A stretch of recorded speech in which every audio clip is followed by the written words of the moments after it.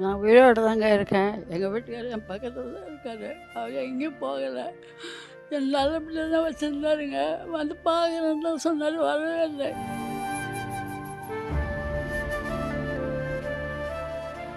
4 நாளைக்கு முன்னாடி தான்மா பேசினேன். எப்படி இருக்கீங்கன்னு. நல்லா இருக்கேன்னாரு. ஆப்ரேஷன் பண்ணி வந்தப்பவும் கேட்டேன். ஹாஸ்பிட்டல்லேருந்து ஃபோன் பேசினாரு. நல்லா இருக்கேன் நான், ஒன்றும் இல்லை அப்படின்னாரு. அதுதான் நான் கடைசியாக பேசின வார்த்தை. போன மாதம் 24ஆம் தேதி எனக்கு கல்யாண நாள். 64th வெட்டிங் ஆனிவர்சரி அன்னைக்கு அதை பற்றி தான் நான் சொல்லின்னு இருக்கிறேன். அப்போல்லாம் அவர் இருக்கார் போல இருக்கு. இப்போ எல்லாரும் கூட உட்காந்து பேசியிருந்தேன்.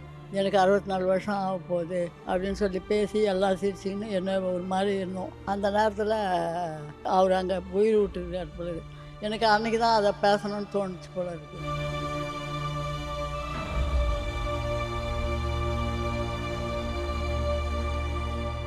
ஆனா நீங்க இப்படி ஒரு மறைவு இருக்கும் நீங்க எதிர்பார்த்திருக்க மாட்டீங்கல்ல? இது கனவுல கூட நினைக்கலைங்க நான். இப்படி ஒரு முடிவு எடுப்பாருன்னு எனக்கு தெரியாது.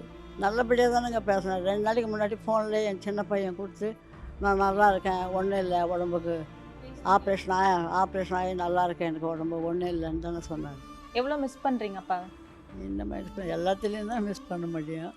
இன்னும் ஒரு 2 வருஷம் இன்னும் நான் முன்னே போயிட்டு இருந்தேன், எனக்கு பிரச்சனையே இல்லைன்னு சொல்லிட்டு தான் இப்போ தோணுது. நம்ம இருந்து என்னங்க பண்ண போகிறோம்? அவராவது இருந்தாருன்னா ஒரு மாங்கல்ட்ட பொட்டு வச்சு மஞ்சள் பூசின்னு வந்தோன்னா எல்லாருமே அது செஞ்சுடுவாங்க.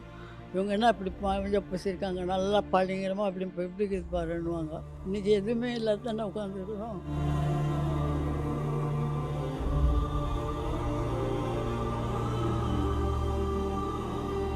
எல்லா மீடியாஸ்லயும் சொல்லிட்டு இருந்தாங்க அம்மா வந்து இறந்து போயிட்டாங்க. ரொம்ப பெரிய ஆளுங்கள்லாம் சொன்னாங்க அம்மா இறந்து போயிட்டாங்கன்னு. இப்போ என் கூட இருக்கிறது எங்க அம்மா தான். நீங்க நல்லா பாத்துக்குங்க. யார் யாரெல்லாம் சொன்னீங்களோ நீங்க இன்னும் ரொம்ப நல்லா பாத்துக்குங்க.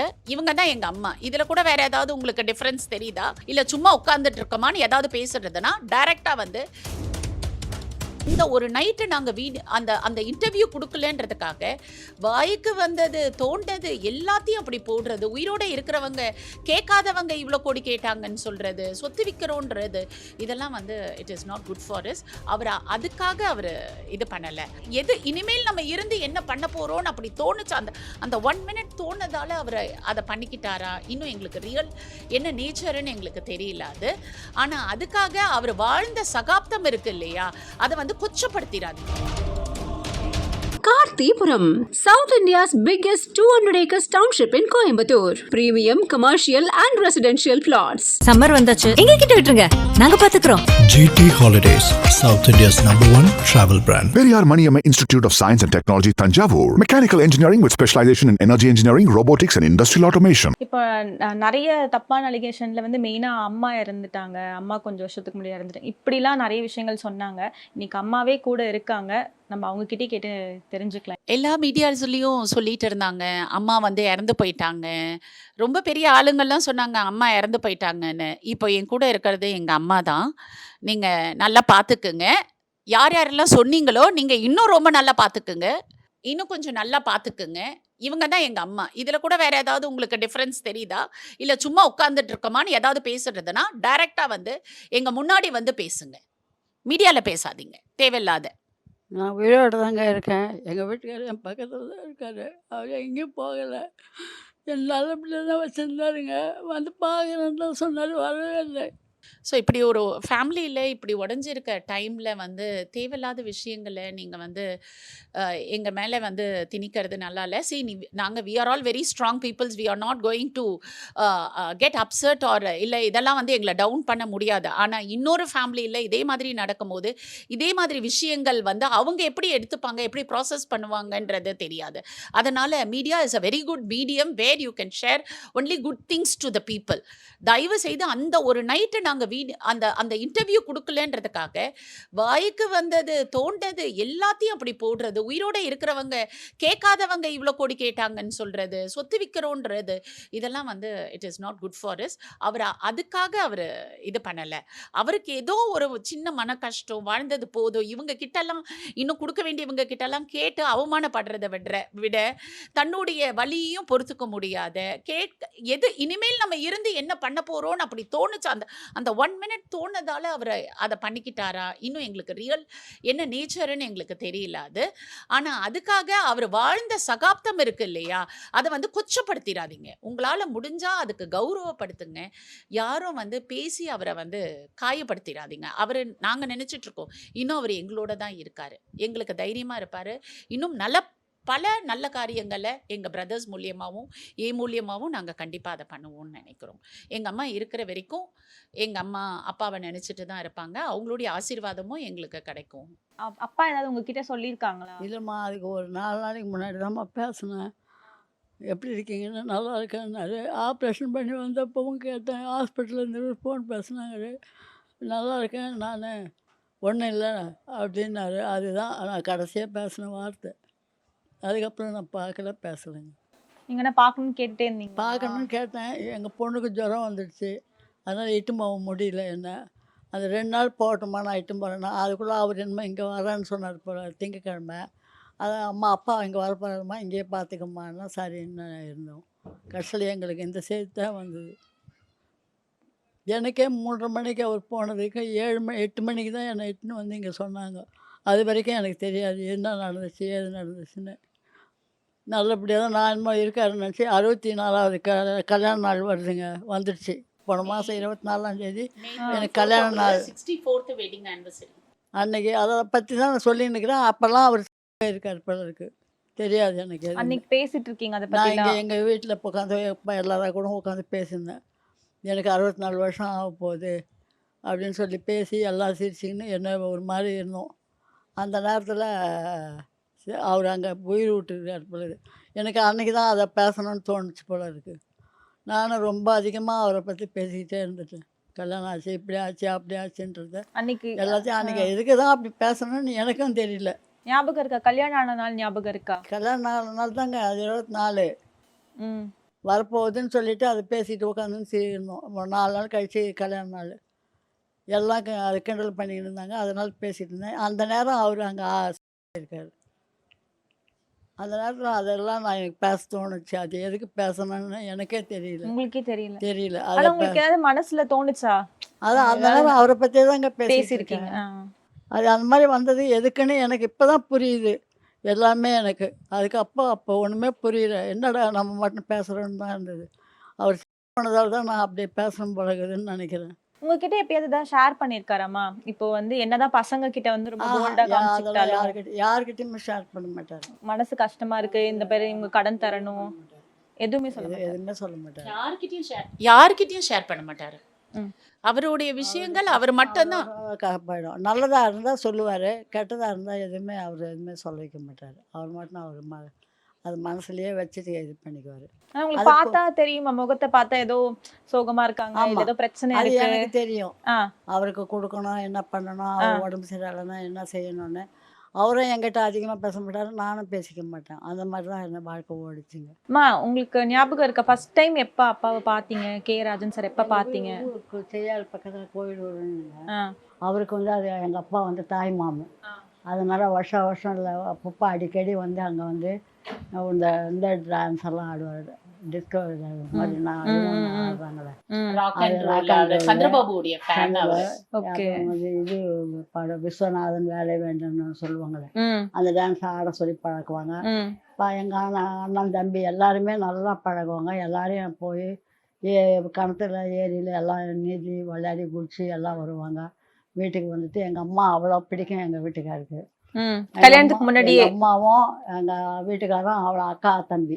Okay, okay. அக்கான்னு இருந்தாரு. எங்கள் அப்பா தான் ரொம்ப பேச மாட்டாரு, ம், அம்மா நல்லா பேசி நல்லா பண்ணுவாங்க.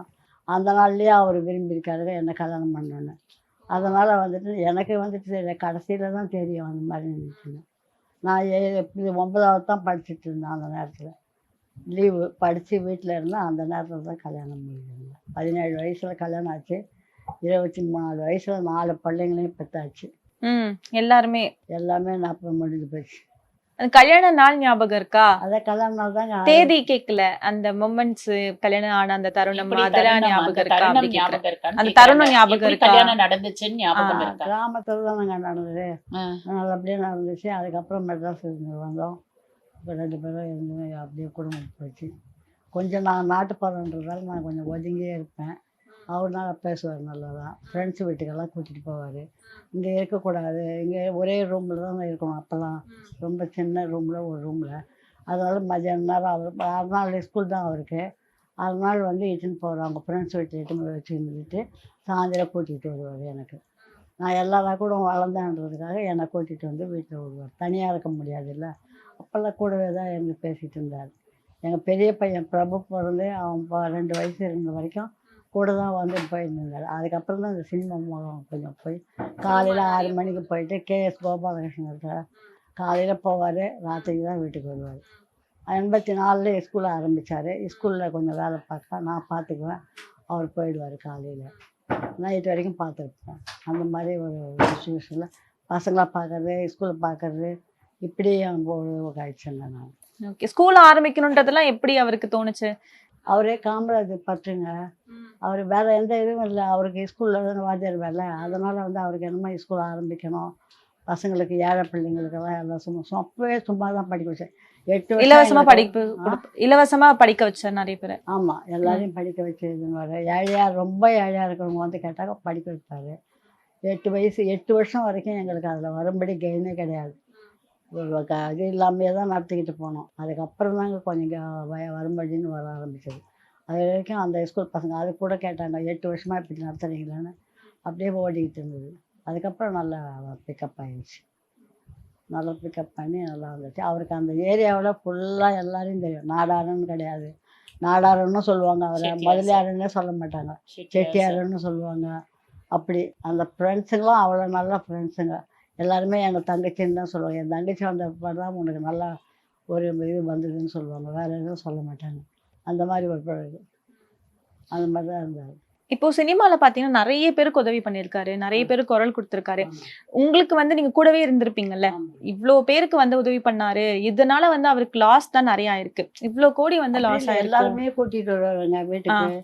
லேடிஸு நளினி, விஜய் சந்திரிகா, அதுக்கப்புறம் வந்து ரேவதி, இந்த காந்திமதி, அதே மாதிரி நிறைய பேர் வருவாங்க வீட்டுக்கு. அப்போ ஜென்ஸில் வந்து ராதா ரவி, சந்திரசேகர், விஜய் அவங்க அப்பா, அதுக்கப்புறம் கேஆர்ஜி, இவங்க எல்லாமே எங்கிட்டையும் பேசுவாங்க, அவர்கிட்டையும் பேசுவாங்க. வீட்டில் வந்துட்டு கறியாக்கு மீனாக்குன்னு எங்கள் அண்ணா அப்பா ஃபிஷரி டிபார்ட்மெண்ட்டில் இருந்தார். பெரிய பெரிய மீன் எடுத்துன்னு வந்து கொடுப்பாரு. நல்லா வறுத்து கொடுன்னு சொல்லி கொடுத்து விடுவார். கோழிக்கறி வாங்கி சிக்கன் இது விஜயகாந்த் வந்து பேசும்போது கூட விஜயகாந்துக்கும் கட்டி கொடுத்துருக்கேன். நளினிக்கு எல்லாருக்குமே எல்லாமே சமைச்சு கொடுக்க சொல்லுவார். நானும் செஞ்சு கொடுப்பேன். இதுதான் பண்ணி மெமரிஸ்லாம் நாங்கள் சொல்ல முடியல, எங்களுக்கு ஞாபகம் இல்லை. அவங்க சொல்கிறாங்க இப்போ தான் ஞாபகம் வருது. அதெல்லாம் நளினி மேம்லாம் வந்து வீட்டில் நளினி எப்போ பார்த்தாலும் வீட்டில் தான் இருக்கும். அவங்க வீட்டில் ஒரு ஃபங்க்ஷன் எங்கள் அப்பாவுக்கு நாங்கள் போனோம். அப்போ வந்து பீக் இருப்பாங்க அவங்க. அந்த டைம்ல இருந்தே அவங்க ஃபேமிலியா இருப்பாங்க. அவங்க சிஸ்டர்ஸ் அவங்களா கூடவே இருந்துட்டு சாயந்தரம் தான் வீட்டுக்கு கூட்டிகிட்டு வருவார். அது வரைக்கும். ஆனால் எந்த பஸ்ஸில் யாருன்னா எந்த இதில் பஸ் கிடையாது. அப்புறமா கார் வாங்கிட்டாரு. அதில் இட்டுன்னு போயிட்டுன்னு வருவார். அதனால் எனக்கு எந்த ரூட்டும் தெரியாது, எந்த வழியும் தெரியாது. எங்கள் வீட்டிலேருந்து மார்க்கெட் போவோம், வாங்கிடுவோம், அதோடு சரி. நான் கேட்டது வந்து இப்போ நிறைய பேருக்கு உதவி பண்ணியிருக்காருல, பண உதவி, நிறைய பேருக்கு கடன் கொடுத்துருப்பாங்க, சின்ன சின்ன தயாரிப்பாளர்லாம் வந்து காசு கேட்டிருப்பாங்க படத்துக்காக, அதெல்லாம் நிறைய கொடுத்துருப்பாங்க இவங்க சைட்லேருந்து. ஆனால் ரிட்டர்ன் அது வந்துச்சான்றது கிடையாது. நிறைய இடங்கள்ல டவுன் ஆயிருக்கு, லாஸ் ஆயிருக்குல்ல. டவுன் ஆயிருக்குங்க. துணி கடை ஆரம்பிச்சு இது பண்ணார், அந்த ஃபைனான்ஸ் பண்ணார். எல்லாருமே கொடுக்க வேணாம் அப்படின்னு சொல்லும்போது எல்லாருக்கும் கொடுத்தாரு. ஆனால் அவங்க வீட்டுக்கு வருவாங்க, எங்கிட்டையும் நல்லா பேசுவாங்க, எல்லாம் பண்ணுவாங்க, வாங்கிட்டு போவாங்க, திருப்பி கொடுக்க மாட்டாங்க. இதுக்கு அதுக்கு தான் இதில் தான் எனக்கும் அவருக்கும் கொஞ்சம் தயாராகும். ஏன் நீங்கள் வேணான்னு சொல்வீங்க? வேணாம், எதுக்கு கொடுக்குறீங்க, நம்ம வீட்டில் இருக்க நம்ம பிள்ளைங்களுக்கு கொடுங்க, அவங்களுக்கு கொடுங்கன்னு சொல்லுவேன். அவர் வந்து அவங்க ஃப்ரெண்ட்ஸு அதை தான் பார்ப்பார். ஒரு 2 பேர் ஏழைங்க கடை ஒன்று பெரிய கடை வச்சு துணி கடை வச்சு கொடுத்தாரு. என் பசங்களுக்கு கூட கொடுக்கல. கடைசியில் என் 2வது பையனை போய் கூட அவங்கள பார்த்துக்க சொல்லிவிட்டு சும்மா போய் உட்காருன்னாரு. அவன் உட்கார மாட்டேன்ட்டான். சும்மா இல்லைன்னா உட்காந்து தயாராக இல்லை. அவங்க 2 பேரும் சம்பாதிக்கணும். மறுநாளே அவங்க பார்த்தா ஸ்கூட்டரில் வந்து இறங்குறாங்க. அதுக்கப்புறம் பார்த்தா ஒரு மாதத்துல அந்த கடையே மூடிட்டாங்க. துணியெல்லாம் எங்கே போச்சு என்ன ஆச்சுன்னா ஒன்றும் தெரியல. அவ்வளவும் அமைக்கிட்டு இல்லைன்னுட்டாங்க. அந்த மாதிரி நிறைய பேர் எம்சி ரோடு நிறைய பேர் கொடுத்து ஏமாந்தார். அதுக்கப்புறம் போலீஸ் கவுன்சிலுக்கு போனார். அங்கேயும் இதே மாதிரி தான் பண்ணியிருக்காரு. எல்லாருக்கும் கொடுக்குறது எழுது. கேஆர் இவங்க எல்லாம் வருவாங்க வீட்டுக்கு. நல்லா பேசுவாங்க. சிவசக்தி பாண்டியன், சிவசக்தி கபாரு இவங்கெல்லாம் இருந்தாங்க இல்லைங்களா. நானும் ஃபோன் பேசுவேன், அவங்களும் நல்லா ஃபோன் பேசி என்கிட்ட பேசுவாங்க. அதேமாதிரி ஐஸ்வரி வேலன் அவங்க ஒய்ஃப் இருக்காங்க பாருங்க புஷ்பா, அது ரொம்ப நல்லா பேசும் என்கிட்ட. அப்படி தான் இருந்தோம் நாங்கள். எதுவுமே வந்து திரையுலகம்னா அவர் வந்து தனியா இது பண்ண மாட்டாரு. ஒரு அண்ணா மாதிரி இருப்பாரு. இவங்களையும் எங்களையும் எல்லா இடத்துக்குமே மோஸ்ட்லி அழைச்சிட்டு போவாங்க அவங்க. அம்மாக்கு வந்து அது வந்து எல்லாரையுமே மோஸ்ட்லி தெரியும். ஐஸ்வரி கணேஷோடைய அம்மா வந்து இவங்க 2 பேரும் ஃப்ரெண்ட்ஸ் மாதிரி பேசிப்பாங்க. ஓகே, அந்த ஜெனரேஷன்ல இருந்தே they were அது close. அதெல்லாம் அப்பா பண்ணுவார். தனியா போய் அப்படி பண்றதில்ல. எப்போ கொஞ்சம் இவங்க ப்ராப்ளம் பண்ணுவாங்களோ, இந்த மாதிரி ஃபேமிலியில பணம் கொடுக்கக்கூடாது, இது பண்ணக்கூடாதுன்னு சொல்லும்போது அப்பா அதெல்லாம் கேட்க மாட்டாங்க. அவருடைய டெசிஷன் தான் அது. உங்களுக்கு எப்பெல்லாம் கோவம் வரும்? இப்படி வந்து ஊருக்கு இவ்ளோ அந்த பண்றாரே. கோவத்தில் தான் வருங்க. அப்போ தான் வரும் கோவம். சொல்லும்போது வரும். என் மருமக 2 பேர் இருந்திருக்காங்க. 2 பேரில் ஒன்று வந்து அண்ணன் பொண்ணு. அது ரொம்ப நல்லா பார்த்துக்குவேன் என்ன அவ்வளோ இதுவாக. நான் கோவப்பட்டு நிறைய திட்டுவேன், சண்டை வரும். ஆனால் மறு நிமிஷம் உடனே அத்தை இதை சாப்பிடு அதை சாப்பிடு அப்படின்னு சொல்லுவாங்க. அந்த மாதிரி ஒரு மருமக தான். மருமகிட்ட யார்கிட்டையுமே நான் எந்த பகையும் வச்சுக்கிறது இல்லை. ஏன்னா நமக்கும் அந்த மாதிரி நான் எங்கள் மாமியார்கிட்ட நான் பட்டதெல்லாம் வந்து அதை அப்படியே ரிப்பீட் பண்ண மாட்டேன்.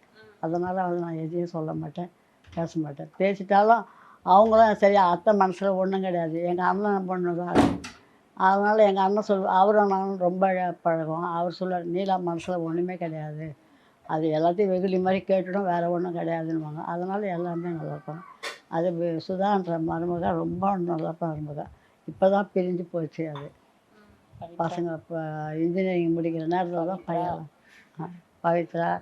இப்போ 2வது மருமக பவித்ரா. அவங்கக்கிட்ட தான் இப்போ நான் இருக்கேன், சாப்பிட்றேன், எல்லாம் பண்ணுறேன். என் பேத்திங்க அதுங்க பேத்தி ஒன்று எல்லாருக்குமே ஒரு பொண்ணு ஒரு பையன், 3 பேருக்குமே. இப்போ போனவங்க வந்து கொள்ளு பேத்தி. இப்போதான் 40 நாள் ஆயிருக்கு. கொள்ளு பேரன் பிறந்திருக்கான். அவங்க எல்லாமே ரொம்ப ஆசையா பேர் வைக்கிறது கூட நாங்கள் தள்ளி வைக்கலான்னு இருக்கும்போது அப்பா தான் ஹாஸ்பிட்டல்ல இருந்து சொன்னாரு, அதெல்லாம் வேண்டாம், குழந்தைங்களுக்கு அதை செய்யறத நீங்கள் அதை செஞ்சிடுங்க, எங்களுக்கு தெரியாது இப்படி நடக்கும்னு. நான் வந்துடுவேன், நான் தான் திங்கக்கிழமை வந்து நான் என்ன பார்க்குறோன்னா பாப்பா சின்ன பார்த்துக்கிறேன். குழந்தைக்கு தான், இப்போ பிறந்துக்கிற குழந்தைக்கு தாங்க அவர் வரல. மீதி எல்லாருக்கும் வருவார்.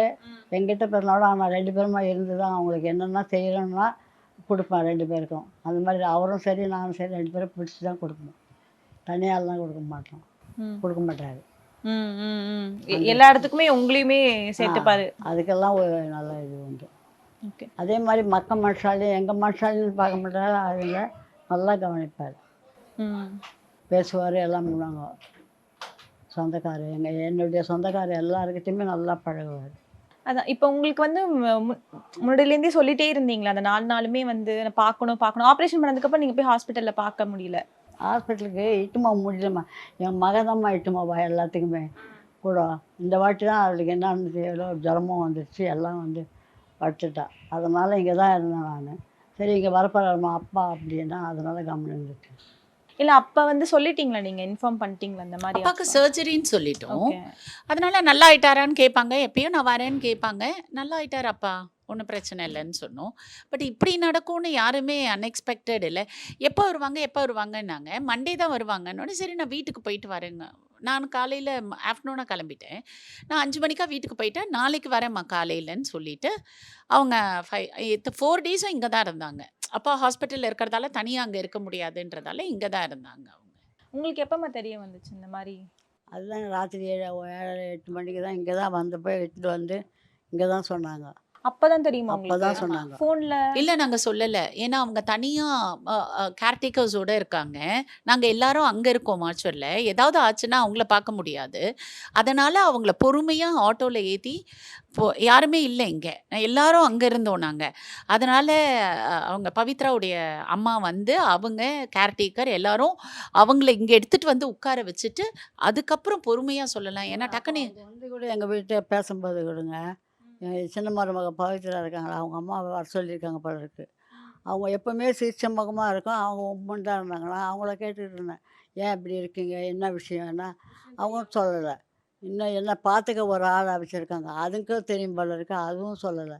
கேட்டால் அதுவும் ஒன்றும் இல்லை இல்ல அப்படின்னு. இந்த கண்டிஷன்ல நம்ம நாளைக்கு அவரை பார்க்கறதா இவங்கள பார்க்கறதான்னு தெரியாத ஒரு ஷாக் எல்லாருக்குமே ஒரு பயம் இருக்கும் இல்லையா? ஏஜ்டு பர்சன் திடீர்னு ஏதாவது ஆயிடுச்சுன்னா என்ன ஆகுன்றதால எல்லாரும் வந்த பிறகு சொல்லலாம்னு நாங்க நினைச்சிட்டு இருந்தோம் அதுக்காக. கீழே வந்தபோது என் 2 மருமகளும் கீழே தான் இருந்தாங்க. சுதாவும் அப்ப பவித்ராவும். அவங்க நினைச்சுக்கிட்டாங்க எனக்கு ஏதோ ப்ராப்ளம் இருக்கும்.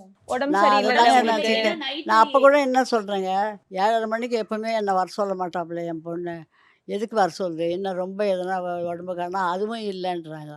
அப்போ நம்ம என்ன நினைக்கிறதுங்க, சரின்னு புறப்பட்டு வாங்க ஓடியாந்து. ஆனா நீங்க இப்படி ஒரு மறைவு இருக்கும்னு நீங்க எதிர்பார்த்திருக்க ஆஹா, மாட்டீங்கல்ல? இது கனவுல கூட நினைக்கலங்க நான். ஆ.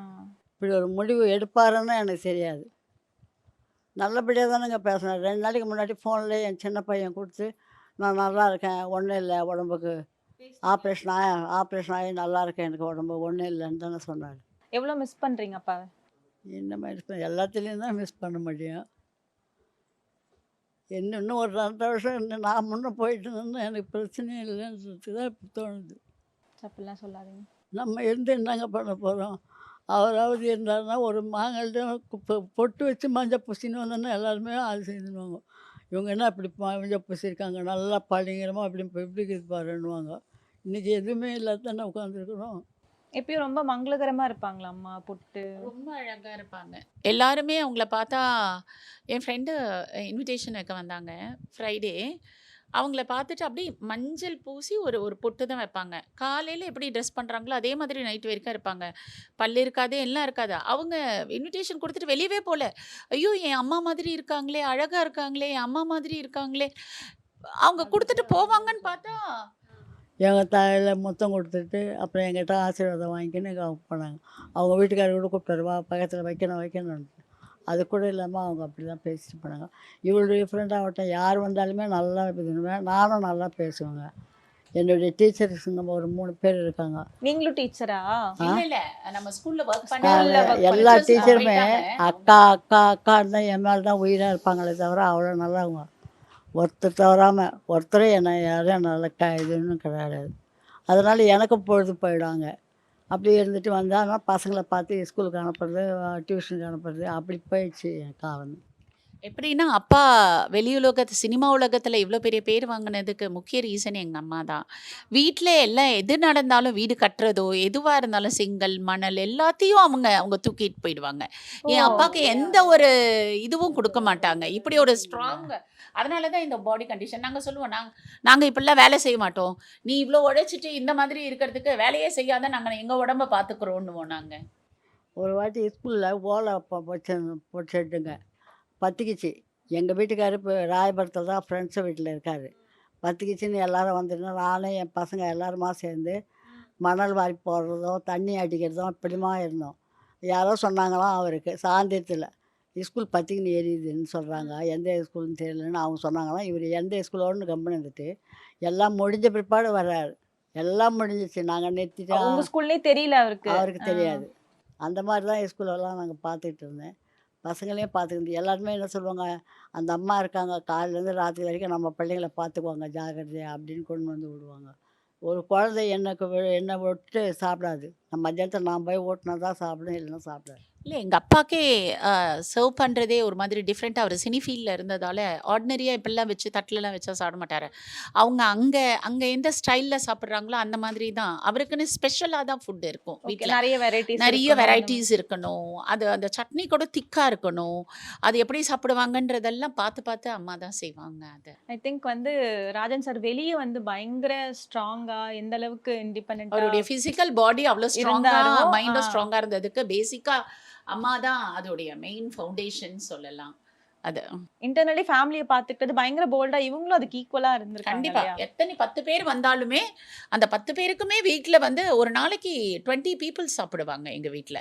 அப்பா ஒரு நாள் கேட்க மாட்டாரு. அது அத்தனை பேருக்கும் சாப்பாடு போட்டு அந்த ஹேபிட் எங்களுக்கு இன்னைக்கு செய்யணும்னு தோன்றதே, யார் வீட்டுக்கு வந்தாலும் சாப்பிடணும்னு தோன்றதே எங்க அப்பா, அம்மாவால தான். ஏன்னா இப்போலாம் வீட்டுக்கு வந்தா காஃபி குடுக்க கூட ரொம்ப யோசிப்பாங்க. வரவங்களுக்கு வெறும் ஏதோ அனுப்பக்கூடாதுன்றது எங்களுடைய இத வந்து இவங்க 2 பேர் தான் எங்களுக்கு அத கல்டிவேட் பண்ணாங்க. அம்மா நீங்க அப்பாவ பார்க்கணும்னு கேட்டுட்டே இருந்தீங்கல்ல, லாஸ்டா அப்பாவை பார்த்தா என்ன பேசியிருப்பீங்க? ஒன்றும் பேச மாட்டாங்க. எப்படி இருக்கீங்க, நல்லா இருக்கீங்களா, வாங்க வீட்டுக்கு.